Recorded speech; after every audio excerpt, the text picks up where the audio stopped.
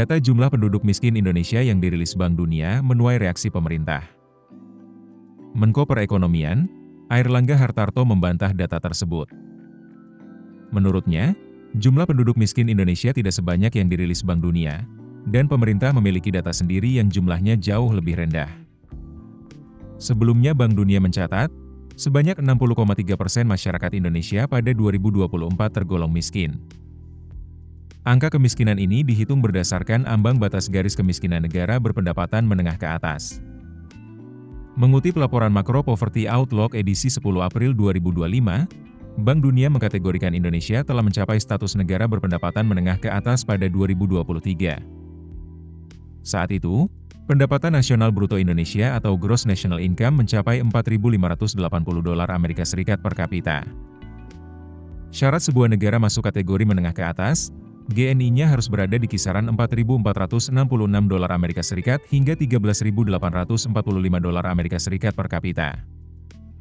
Nah, berdasarkan ambang batas garis kemiskinan negara berpendapatan menengah ke atas, sekitar 60,3% atau 171,9 juta penduduk Indonesia berkategori miskin.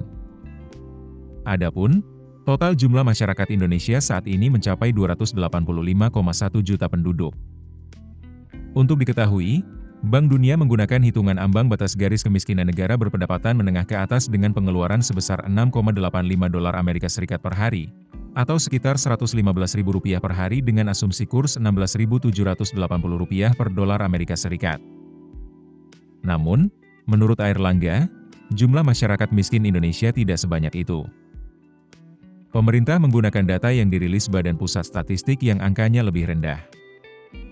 Menurut data BPS, jumlah penduduk miskin Indonesia per September 2024 hanya 9,03% dari total penduduk berdasarkan Susenas 2024 yang sebanyak 285,1 juta jiwa.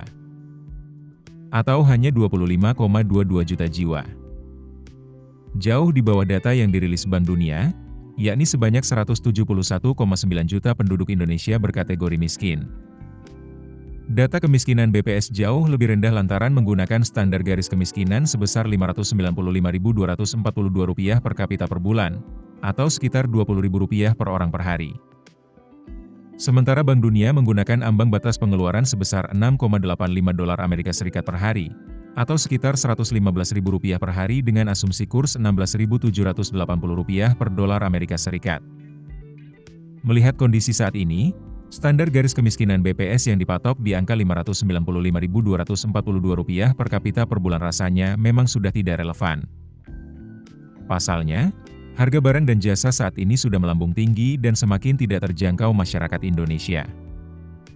Namun demikian, Airlangga mengakui, standar garis kemiskinan yang saat ini dijadikan acuan BPS, tengah ditinjau ulang pemerintah. Namun, tak ditegaskan apakah akan dilakukan perombakan terhadap standar kemiskinan dengan menyesuaikan standar negara berpendapatan menengah ke atas sesuai versi Bank Dunia.